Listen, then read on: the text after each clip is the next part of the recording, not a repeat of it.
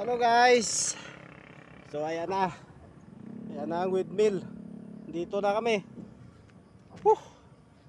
Pagod. Ayan o. Ayan na siya o. Nakita ko na siya. Akala ko joke lang nila na mayroon dito.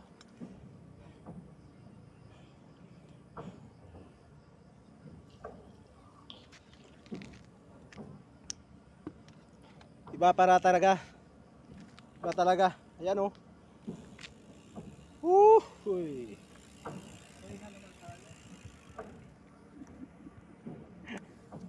Nag-aaya ng pahinga. Bawal mapagod. So dito na kami.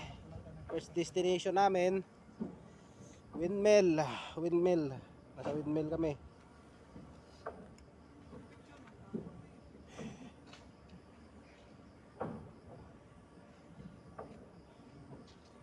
Yan na guys, patunay na nandito kami.